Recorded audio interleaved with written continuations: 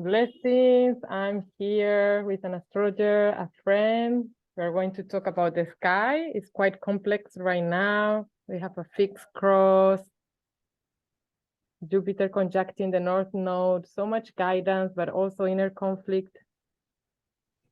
I think you're going to enjoy this. Yes. thought. I just sent you a request. Yeah. Exciting. Yeah. Welcome, everyone.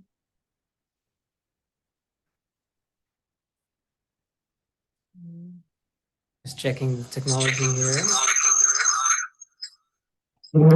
I hope you still hear me on Instagram Live, because I just turn off my volume, otherwise there's going to be a lot of feedback.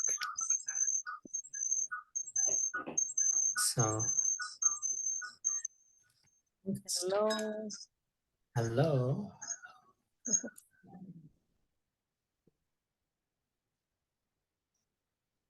Perfect. I think sound is good now. I think so as well. Yeah. I know, I still hear echo. Let's see how we can fix this. I've never tried this before, so everyone who's watching, this is live experimentation. It's the first time Timo goes live on Instagram. I'm excited to be this initiator. Yeah.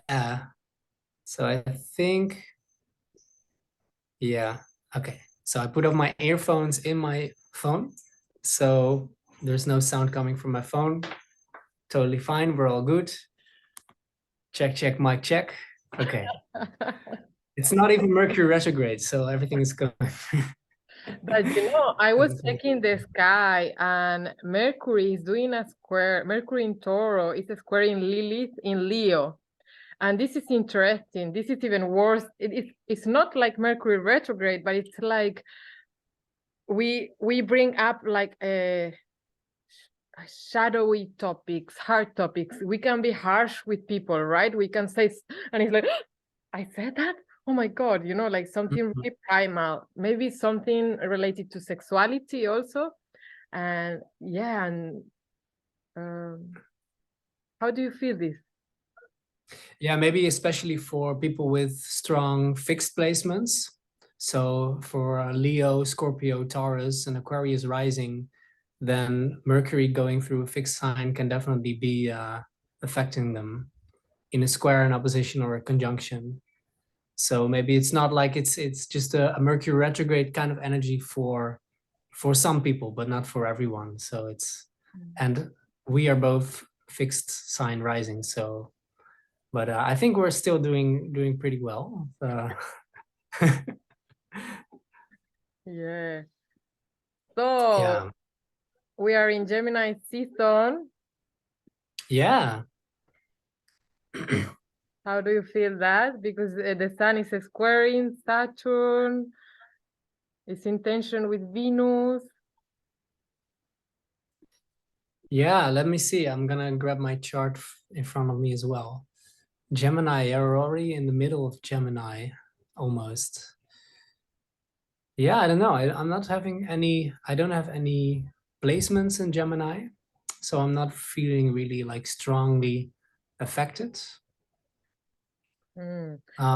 I definitely felt a shift in Venus going to Cancer from Gemini, because a lot of people that I connected with in the Venus and Gemini felt really like different people at the same time, different friends, not very deep connections, just like fun, quick meetings with people. And now Venus is in Cancer, I feel that there's much more of a deepening in the connections that I have with people.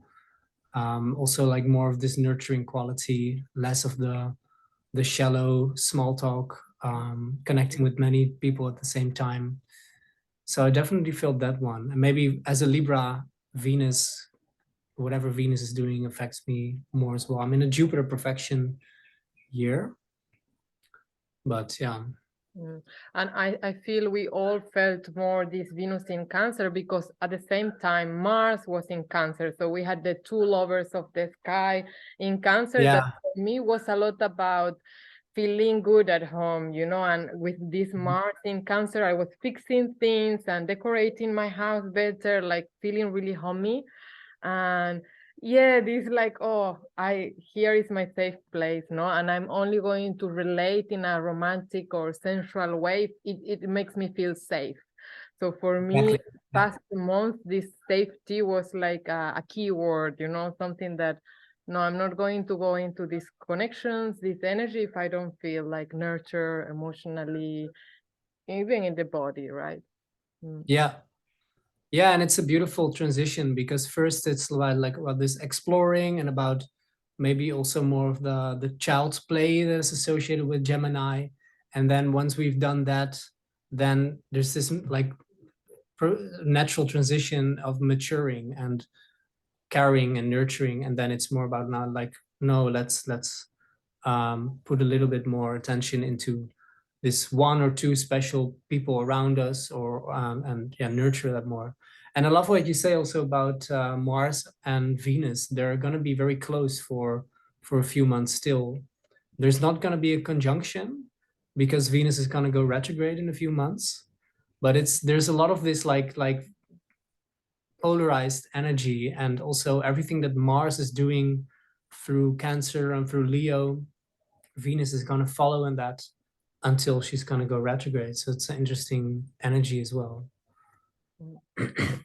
Yeah, right now what's happening in the sky, it's Mars is already in Leo, which for me it feels also fun, you know, like it's fun. There's more movement, right? That Mars in Cancer, but it's opposing Pluto. So Pluto is retrograde right now. It's about to re-enter in the sign of Capricorn, and it's opposing Venus and Mars. And for me, it's like really seeing the shadow of maybe the sexual desire with Lilith also there, seeing also the shadow of you know, the this over motherly energy, Venus in Cancer, you know, like when, you know, when a woman is just over caring, over nurturing, and can asphyxiate, you know, the children, the husband, everyone. So Pluto there can like bring up these shadows of over nurturing, or Mars in Leo going forward with the you know, the sex desire. Yeah, this is a lot. Like there's I am not even watching Lilith at the time, but this whole Grand Cross, it's really a very intricate cocktail of planetary archetypes that are being activated at the same time, or like in overlapping times.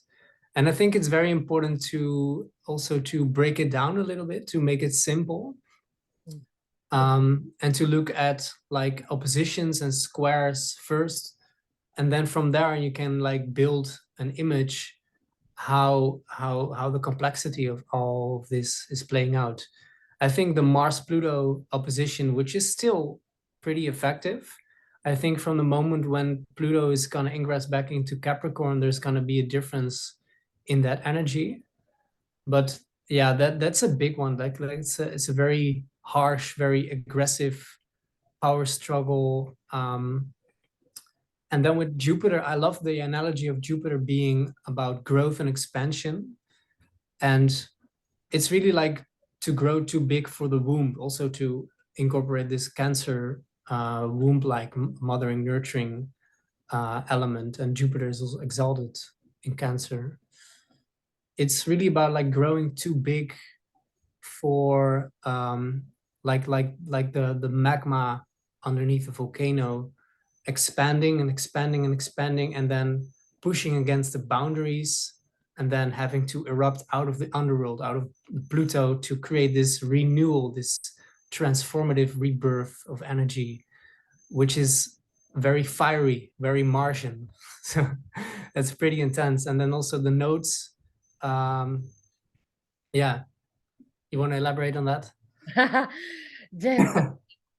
Also, I was checking here that right now we have also Venus squaring Chiron in Aries. So wow, it's not only about being over nurturing, but these wounds, these wounds that maybe take us to our childhood, to our, how was our relationship with our mother, and how have we understood love, just looking at our parents or our family, whoever took care of us. And this Chiron in air is really like, it's long time now. We have a lot of energy of Pluto and Chiron, and it's so intense because Pluto, it's like Pluto, it's like the darkness, the shadow, and Chiron is like, look, it's painful, right? It's painful. Yeah, it's painful. So it's quite intense, but definitely it's a good time to heal. If you are already in a relationship, it's a good time to take your relationship in a deeper level of healing. Or if you are single, it's a good time actually to rewire your how you understand love, how you understand relationships, and to be able to manifest something really like healthy. Yeah, and also the mindset. What does love mean? But also, what does pain mean? I think that's a very, very important one, because especially with Chiron and Pluto. I mean, Pluto, when you look at the actual physical planet, it's just like this very cute little planet, right? And it even has, I don't know if you ever saw an image of Pluto, it has a heart on it. There's like this lake of ice that has the shape of a heart. I think that's such a beautiful like contrast to how we know Pluto, and how Pluto can be very scary at times. But the beautiful thing about Pluto and about death in general, like it's very scary when you're in your previous life, and then when the moment of transition occurs, then after that is actually a beautiful liberation. And that's the side of Pluto that is very hard to recognize once you're in that power struggle, once you're being pushed through the birth channel, so to speak. And especially with Chiron, the burden of being the wounded healer can be very heavy burden to carry, but it's has a very beautiful side to it as well. And the way that you approach all these transits is going to make a world of difference, because if you approach it from a more pessimistic state of mind, then it's going to be, you're just going to see the struggle, and it's going to be much harder to actually recognize the point when the resolvement takes place. And if you have a more positive mindset, then you can, I think it's easier to accept and to see how like the cliche, this too shall pass. But it's a cliche, but it's true. I think that's very important. Yeah, I think mainly for people who are quite mental, if you are Virgo or ruled by Mercury or Gemini, and you like to understand things through the mind, not through the body or through the sensation, but through the mind, I think astrology is awesome, because actually this help us to decode the energies and to feel, oh, okay, I'm not crazy, now there's an explanation for this thing I'm feeling or sensing. And yeah, the sky is not easy right now. I love what you said right now. Yes, about the notes. The notes. I'm loving this Jupiter in Tauro. So for those who don't know, Jupiter just entered into the sign in Tauro. It's gonna be 1 year there. It's gonna retrograde. It always goes retrograde, and Jupiter in Tauro is expanding our connection with the body, with the senses, with Mother Earth, with the food that we eat. And it's so good, this grounding energy, because we are in a physical planet. It's needed. And now that the North Node, has been transiting the sign of Tauro for almost 18 months now, maybe 16. So now we are at the end of this cycle, in which Mother Gaia is telling everyone, hey guys, focus in the Tauro energy, focus in your way of connecting with Earth, with the food, with the abundance, with pregnancy, with birthing things, like the ability to create and manifest in the reality. So now that the North Node is in the last degrees, I think it's stronger, the energy. It's like if you have been doing things that are very ethereal, now is the time to ground them. And with this Jupiter in Toro, I think Jupiter for sure is going to help us to see these days where you have to focus in order to materialize a project, in order to ground your personal project, even though we have, we are in the Aquarian age already. Now this Taurian energy is telling you, yeah, can you ground that? Can you crystallize these things there? Yeah, beautiful said. Like actually the conjunction is gonna be in a couple of days, 2 days, the Jupiter North Node conjunction. And it's a beautiful addition, like all these harsh energies, all these power struggles, all these like deep transformative lava coming to the surface, and then Jupiter on the North Node, like really telling us like, okay guys, it's all necessary, but we're going to move through or towards growth, and we're going to move towards optimism, and there's going to be better. It's like the silver lining on the clouds.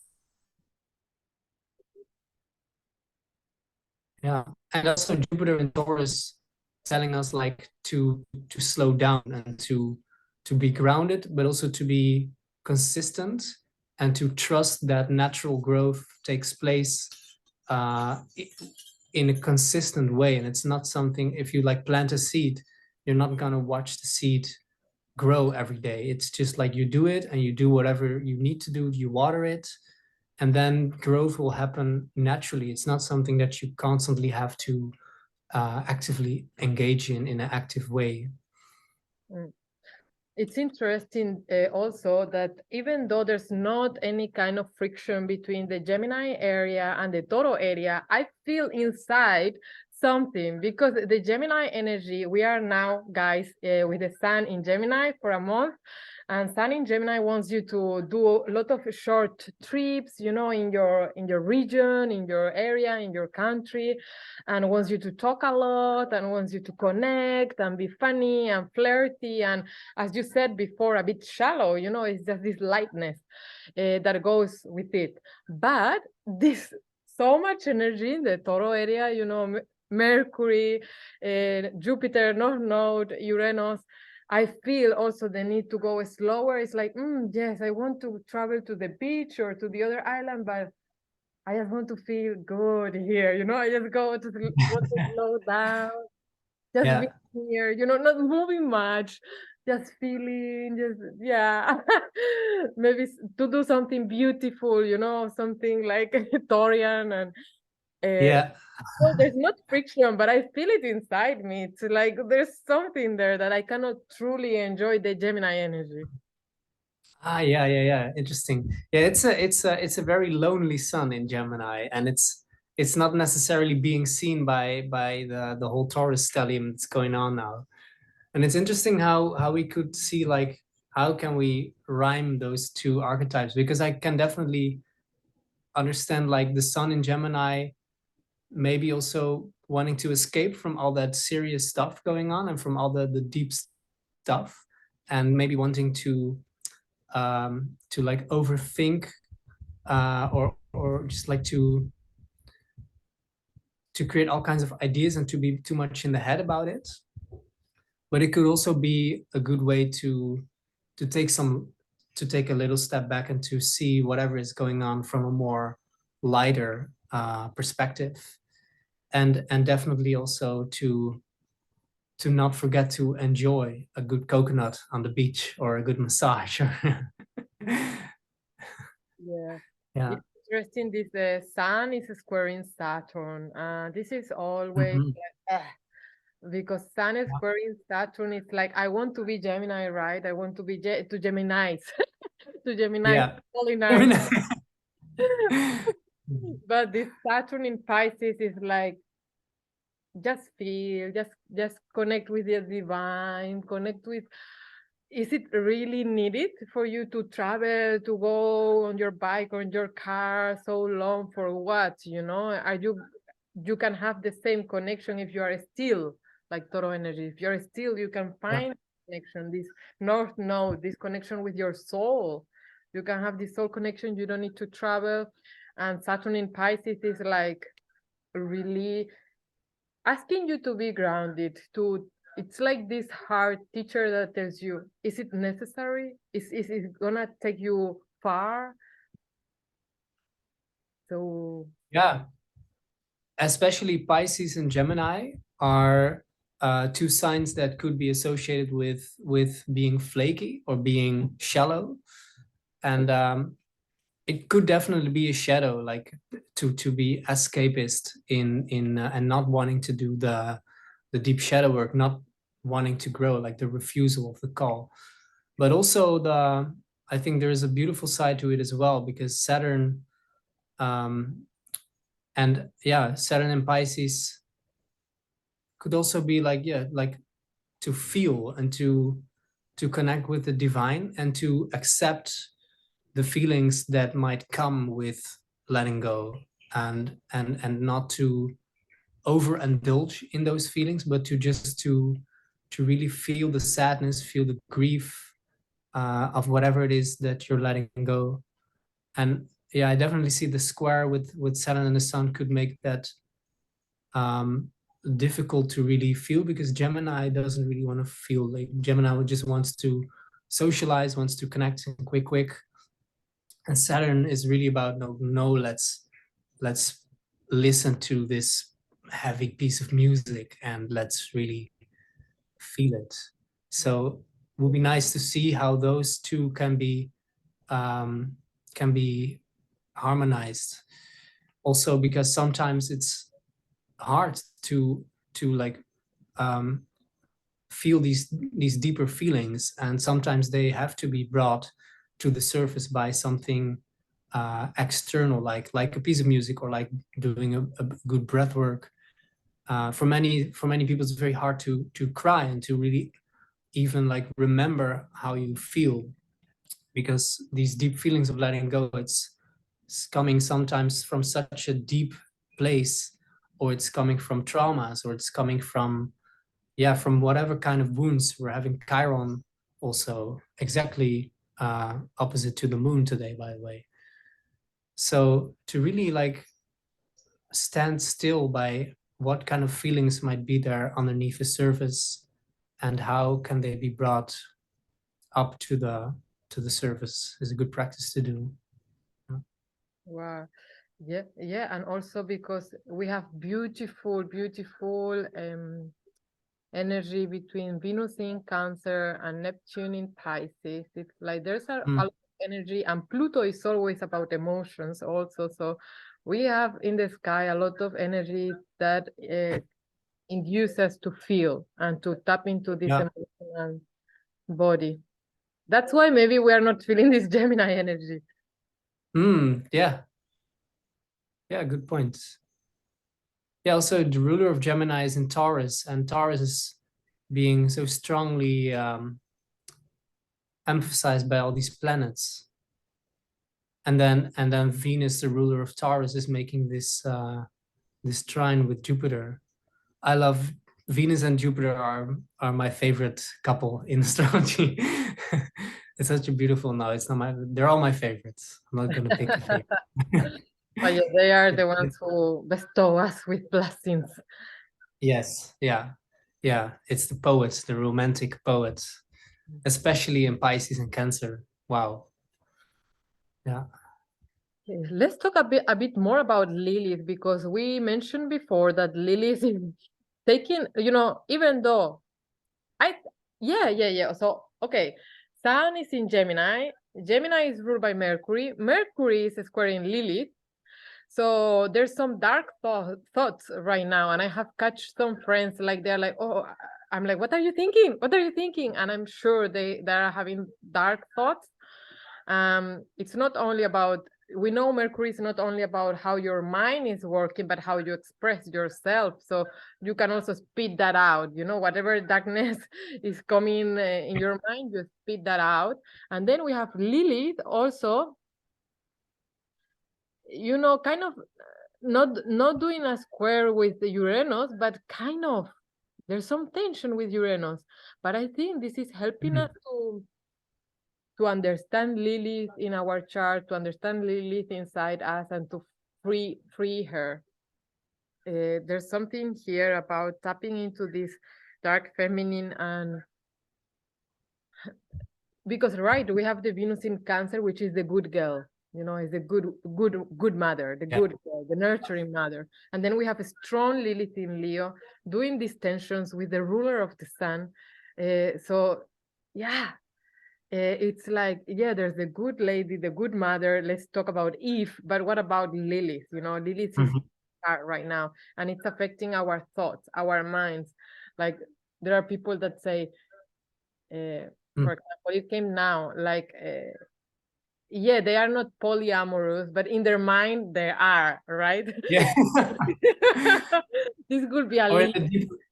Yeah, like they actually have this desire, but they're not ready yet to speak it out and to acknowledge it themselves. Yeah, that's very describing this. Yeah. Also, Lilith being powered by Mars, making a conjunction very soon.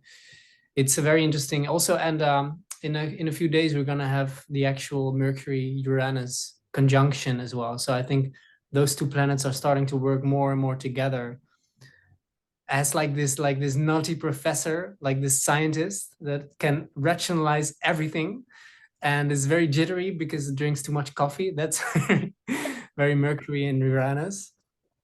But then Lilith and Leo with Mars, like yeah, that's totally fine, mind. But we have deep instincts. We have these desires that we need to express, and maybe Mercury and Mars is not fully able to go to those depths. Of course, like Uranus is also the sky god, so it's very like this up in the cloud type of energy where Lilith and Mars opposite into the what is truth, like a power struggle between truths, and the Venus Lilith in Leo is much more like what's close to the heart.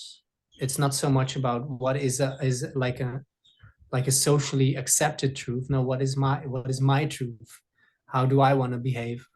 And how am I how can I best express myself through sexuality, through instinctual desires? Because we're animals, like we're maybe like very genius talking monkeys, but we're also still animals. Yeah.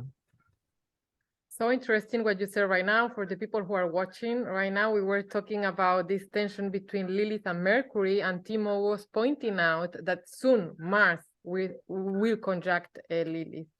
And Lilith in Leo, it's also about our childhood and how we grow up, you know, our connection with play, with being playful. And when Mars conjunct Lilith, is like it can bring up a wound, and it's not only about playfulness but sexuality.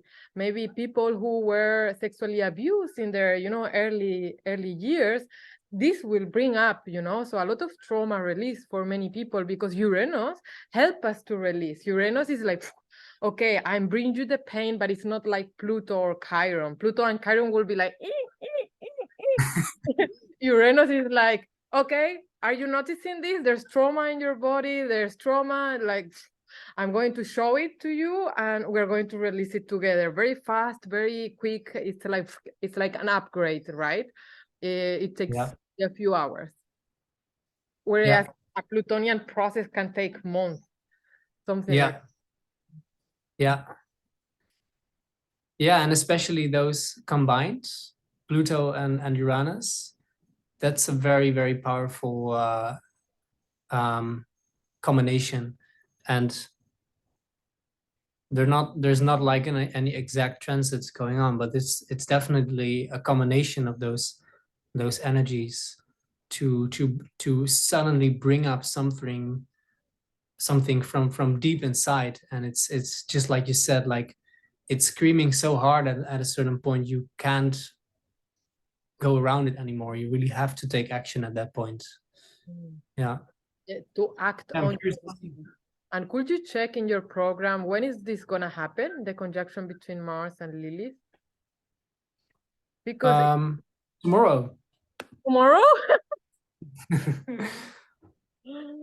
yeah, so we Maybe are, also on what kind of Lilith. I just have one kind of Lilith because I know there's three this will be types of Lilith. Black Moon Lilith. Yeah, I think I have the right one. So for people who don't Because know, we have 5 degrees, 6 minutes yes. of Leo.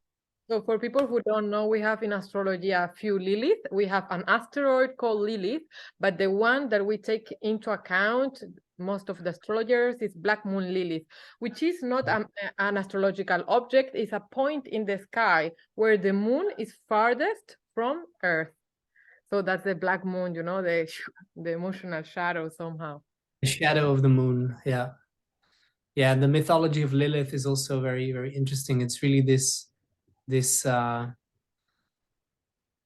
dark feminine that has been suppressed by patriarchal church fathers and not being really having play in the whole mythology of Christianity, but still having a very important role in the mythology of the human psyche.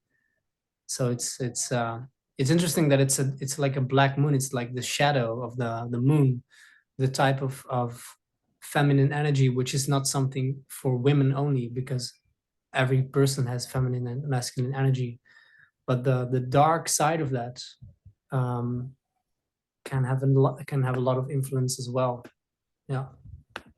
And so interesting because we know the moon rules Cancer, and we have Venus there. So it's so beautiful now in the sky. It's really good to work in our feminine and in our masculine because everything is in tension. The feminine and the masculine. But the feminine is like, wow, like really checking this dark side of the feminine. And Lilith in Leo, we can talk more because Lilith in Leo, I think she's a seducer, you know, and she's not clinging. She just wants the attention. She wants the whole light. She's not even feeling the other person. She's like, give me more attention. Give me more. Give me more. I want your sperma, right? It's like, give me your life force because I need it. Yeah. It's like a black hole. Yeah. And for the shadow masculine, it can be a succubus, because the shadow side of the masculine can overindulge and can lose himself and give away his power into that image.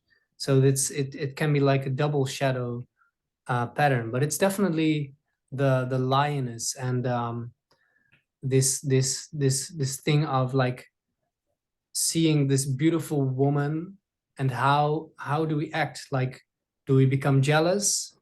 Do we want to chase? Or can we just be with that energy, and can we feel what is going on inside of us?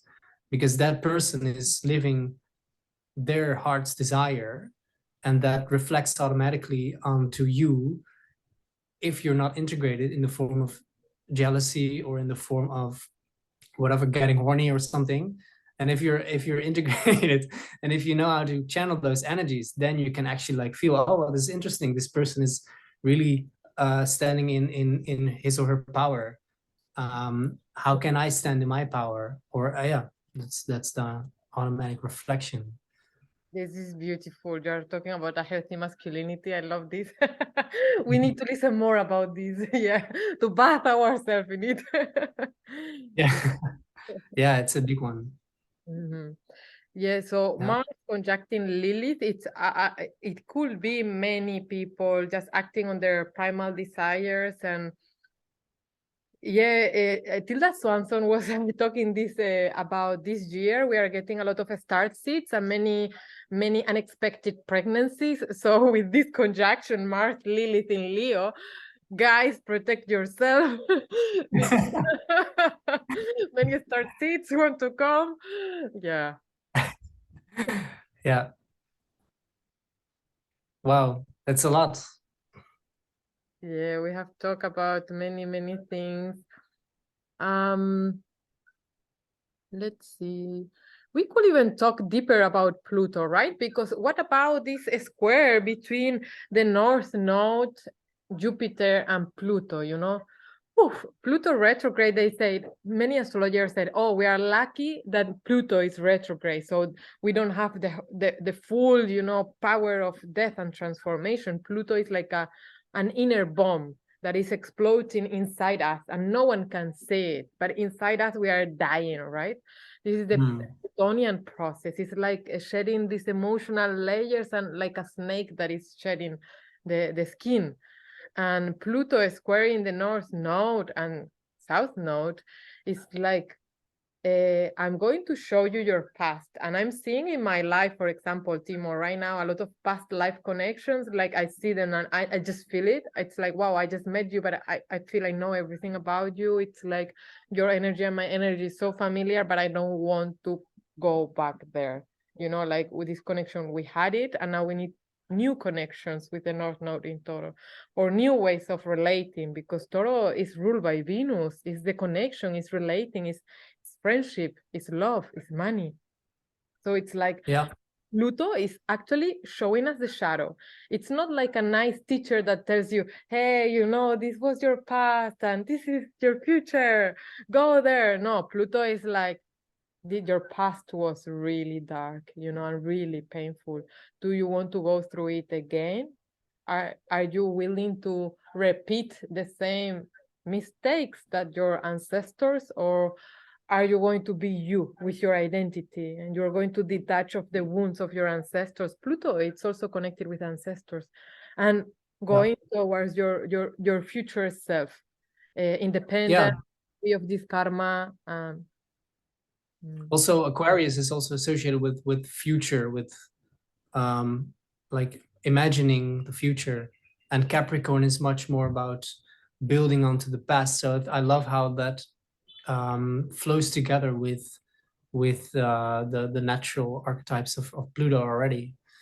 And I love the analogy also of like the snake shedding the skin, because before that happens, there's not really a difference between the snake and the skin. It's really like one thing.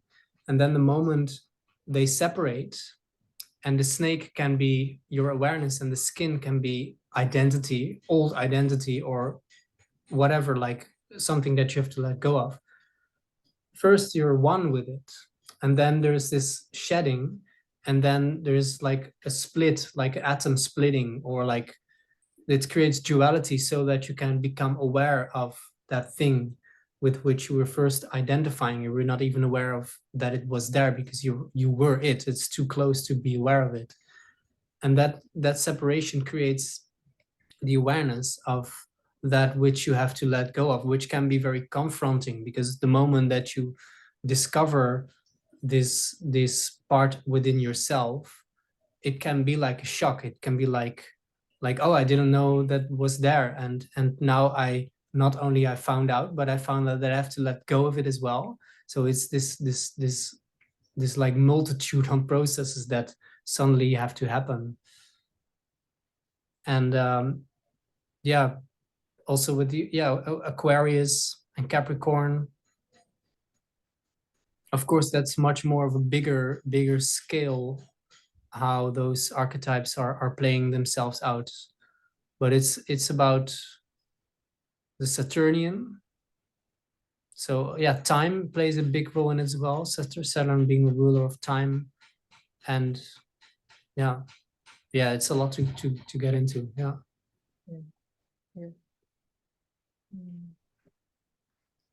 Yeah, Pluto is really like being very active, because it's making Venus to Pluto in the end, as you said, with this analogy of the heart. You said that there's a heart on top of the planet, right, in Pluto. So Pluto actually wants us to love truly, and to love truly, we have to love the shadow. We have to see the shadow and to love it, because most of the time people, they don't want to see the shadow of their partner or their, you know, or themselves. You know, they're like, no, I love everything, it's okay, yeah, no. So but Pluto confronts us with that, you know, and it's like, if you love this person, you must love it fully. You must go and see and feel it and love that. So yeah, Pluto is it helping us to have a deeper, to experience deeper love in life. And now we have the opportunity to experience this, because Pluto opposing Venus and Mars is like, I'm going to show you the shadow of love. I'm going to show you the shadow of friendship. I'm going to show you the shadow of sexual attraction. And what are you going to do? Pluto wants you to be stronger. Pluto wants you to put boundaries. And I love that. I've seen myself like putting boundaries, like, hey, no, this is not what I want, you know, not in a relationship, not in a sexual connection. No, this is not my desire. So Pluto is like beautiful teacher for us to make us more powerful, because in the moment you set a boundary, you feel more powerful. You feel, wow, I'm in control here. I'm in control of my experience. And this is the limits of my experience. Now I know, and I'm clear about it. Yeah, that's where we get the Saturnian Pluto, the creating boundaries, the having the discipline, and yeah, and love. It's tough love. It's tough unconditional love, which can feel very rough to go through, but it's all for the better. Yeah, because we have, it's so interesting now in the sky, we have this Plutonian energy really telling you, set boundaries. If you have loved in the past in such a way, this is not the way forward, with the South Node in Scorpio. This is not the way forward in sensual and sexual connections. And at the same time, we have Venus with this beautiful aspect with Neptune showing us, you know, this experience of unconditional love or ideal love or platonic love. So people sometimes they resonate more with an aspect in the sky, and then they don't open even to feel the other aspects, you know. They're like, oh, I feel here unconditional love, so I'm here, and I'm not going to allow myself to experience this Plutonian, shadowy, dark, transformational stuff. I'm just going to tap into this energy. Yeah, and that plays also with what I was saying earlier about the mindset. Like, the more you are just trying to find Venus and Neptune, the more you're just like tunnel focusing on that and bypassing all the rest. Like, that doesn't mean that Pluto is the underworld. It might be invisible, but it doesn't mean that it's not existing, and it's still going on under the surface. And now it's a little bit getting more to the surface, and it wants to be resolved. It wants to be seen.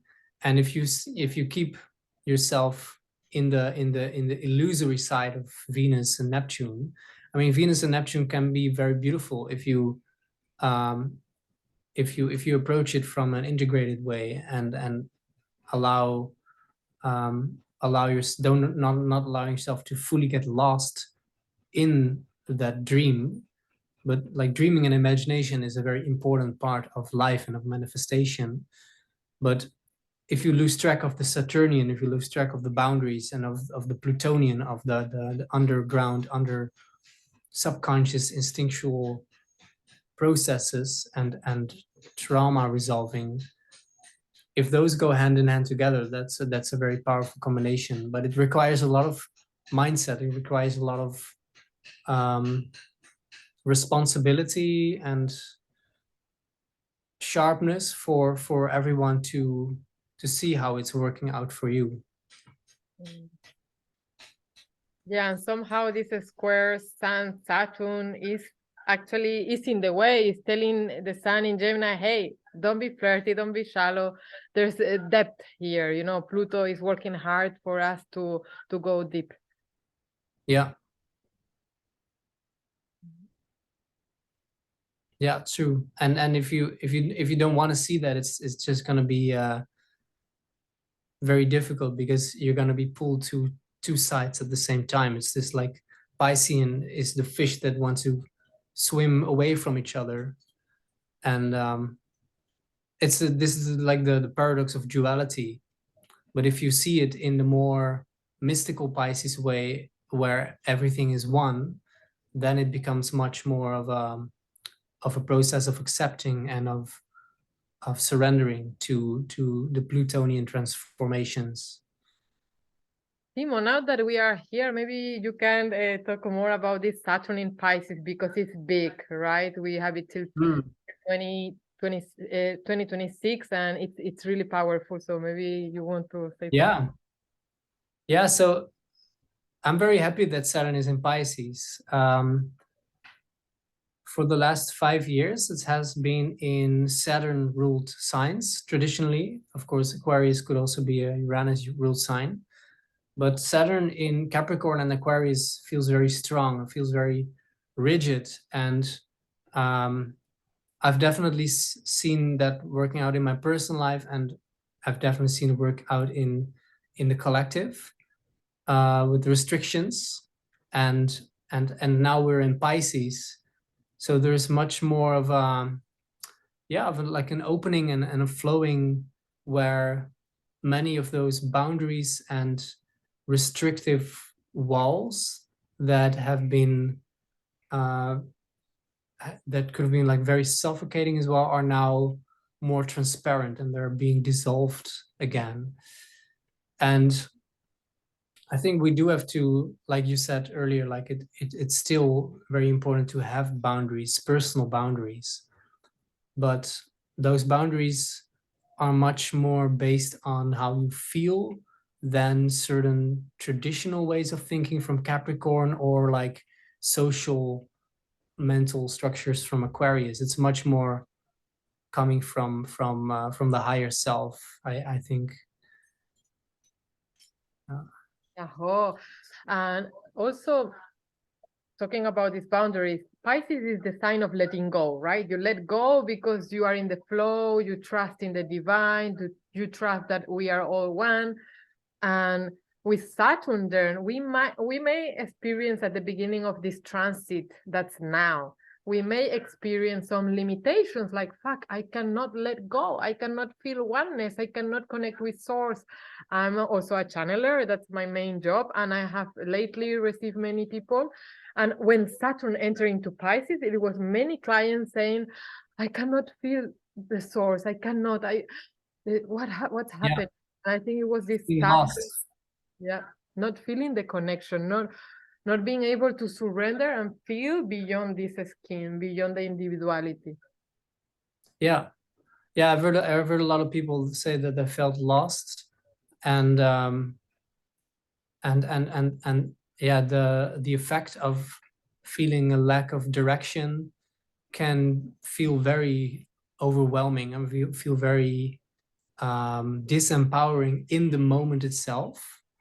But eventually it's a good thing, because after having spent so much time in the Saturn-ruled sign, Saturn can become too much rigid and too much in one like tunnel focus. And at that point, the only way to create a new direction is to feel lost first, like to first lose your sense of direction.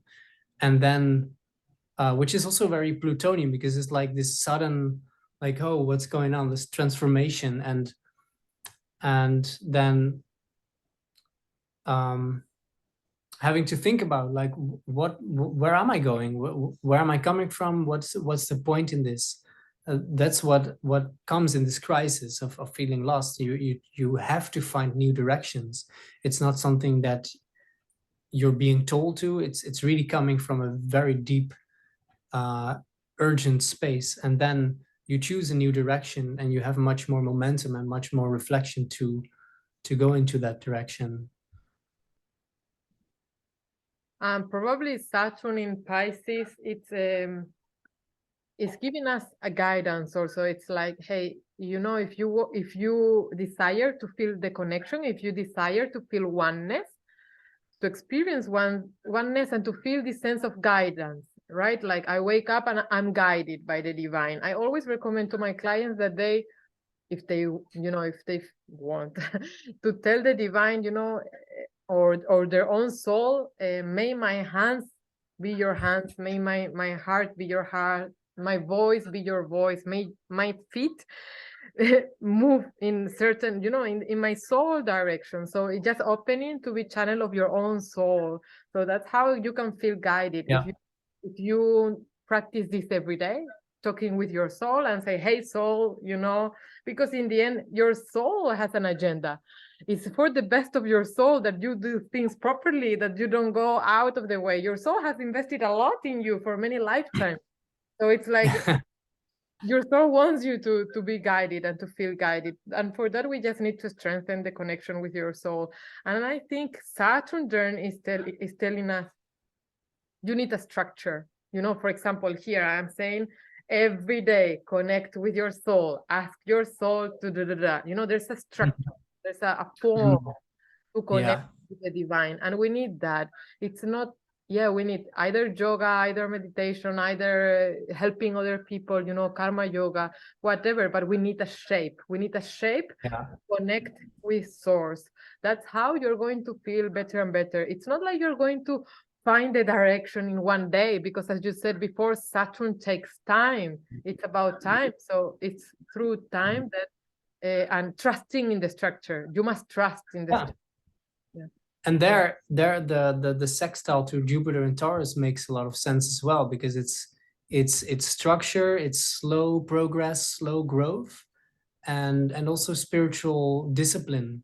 Having a plan for your meditations and being consistent with it is going to it's maybe like a little bit of a shift for Saturn, because now all of a sudden Saturn comes out of this out of his own bubble and suddenly sees that the world is much bigger than it thought it was, and it was taught that it was for 5 years.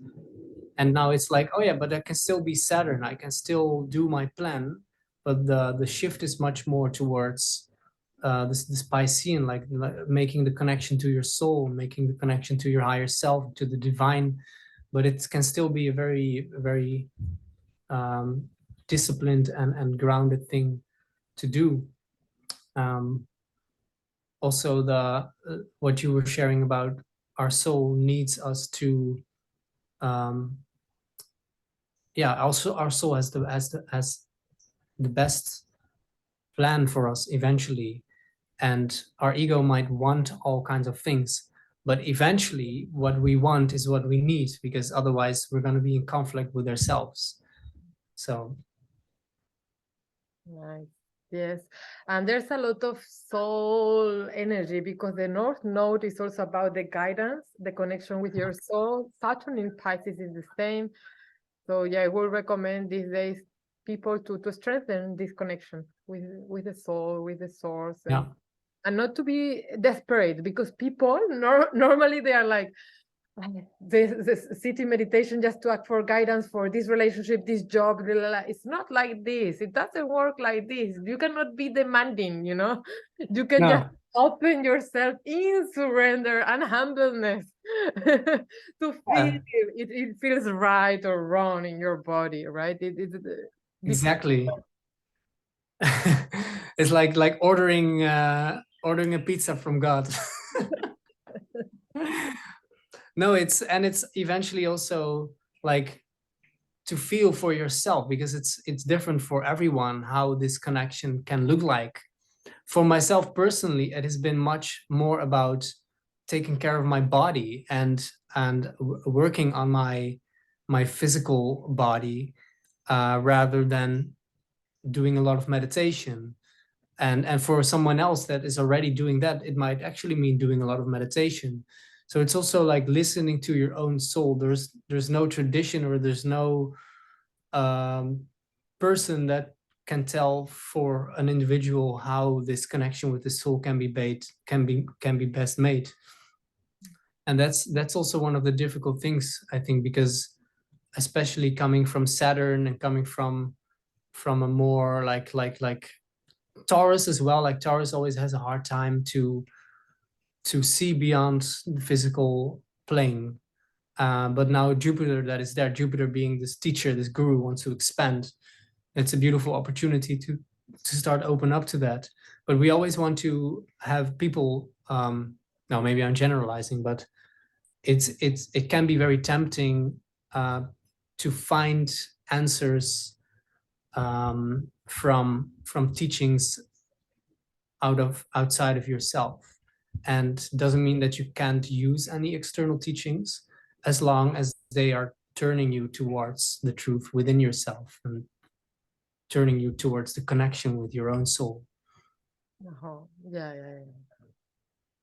Yeah, Saturn in Pisces, definitely it's gonna show us what is fake and what is like a true connection. Yeah.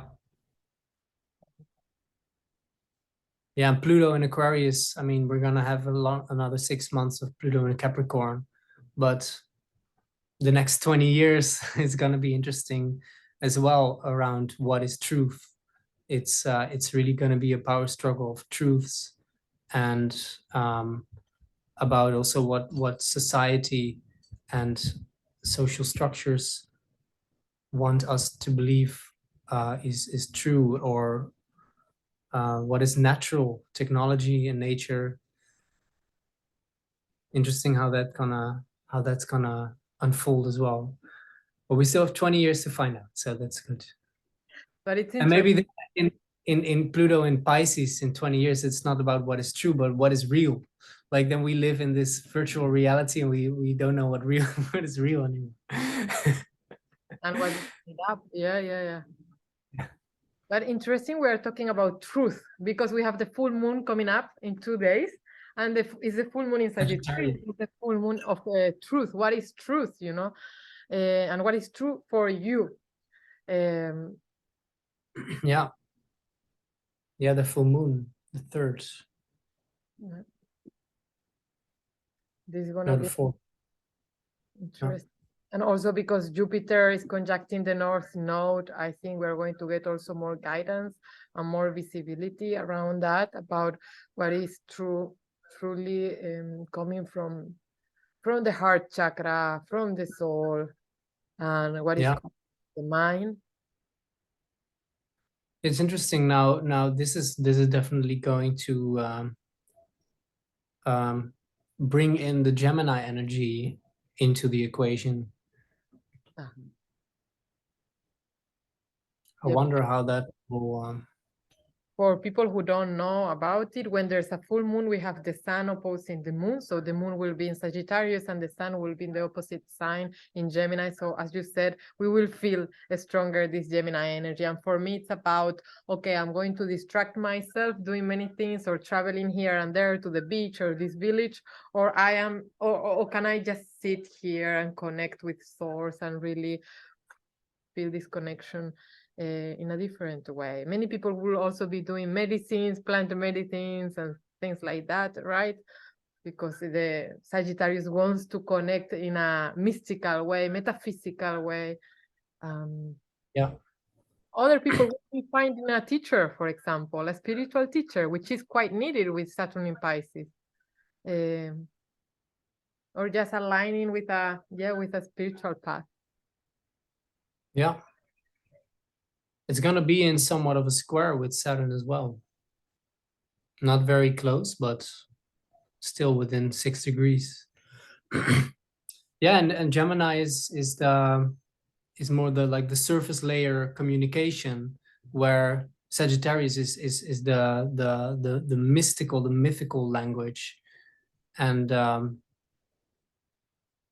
maybe we need to see things more through the mythological archetypal realm, and that will help us better than to stay with like small language. I've heard this funny comparison once, like Gemini being the news broadcaster, and Sagittarius being maybe like the preacher or the guru, or it's still like about communication, but it's coming from a much bigger realm of the mind at large, collective mind. And so interesting, because this possibly a square between the full moon and Saturn, maybe some people maybe having conflict with their teachers, right? Or this kind of authority. And we see it now, the Aquarian age. People don't want to have a guru. People don't want to have a teacher. People with Pluto going these last 20 years over Capricorn, destroying authority. Many people have problems with authority. You know, it's like they take shit from anyone. So this can Also, because we have the ruler of Gemini conjoining rebellious Uranus. So the moon going opposite of that, that's a good one. I think that's going to be a theme for this full moon, the authority and the feelings that arise against authority, spiritual authority. Yeah. And actually, Jupiter ruling the moon is also very closely in Taurus. Again, it's all going back to Taurus. We're still in Taurus season. Sorry, guys. Another month of Taurus season. Taurus is taking it extra slow this time. But I'm loving this Taurus season. For me, it's more about, and actually, maybe Saturn also in Pisces is doing its job, because for me, always channeling and not touching my clients, now I touch, you know, now I'm in the body. And Saturn is also, you know, Earth. And in Pisces, plus the Jupiter in Toro, it's like, okay, spiritual people, are you ready to work in the body, in trauma releases, in going more to the physical, to the what happened to this body? Because sometimes, even with the Gemini mind or the full moon in the Sagittarius, we can understand deep things about our reality, our planet, our consciousness, everything. But what about the body? The body has its own rhythm of healing, of integrating, and my mind can understand, but my body needs some time, and my body needs like pressing certain points, and my body needs massage and chilling and resting in order to integrate, to heal. I'm loving this earthy energy. Yeah, it's a beautiful reconciliation of the earth and the divine. Yeah. Yeah. So we have been talking here 1 hour, and I think after 1 hour they cut, so they're about to. Oh, really? Yeah. Yeah. Yeah, it's we dove really into a lot, and also beautiful to see it all come together. The chart is always more aligned than you see in one point, and it's still one wheel. It's still like a unified field of archetypal manifestations that are working together, and I think we did a great job in revealing that today. Yeah. Yeah, it was deep. It was awesome. I hope people, yeah, get excited about these, you know, astrological influences on our human experience. Yeah. So also Timo is new on Instagram, so please follow him. I'll Yes. see you all soon. And yeah, enjoy this full moon in Sagittarius, sending you love. Goodbye, everyone.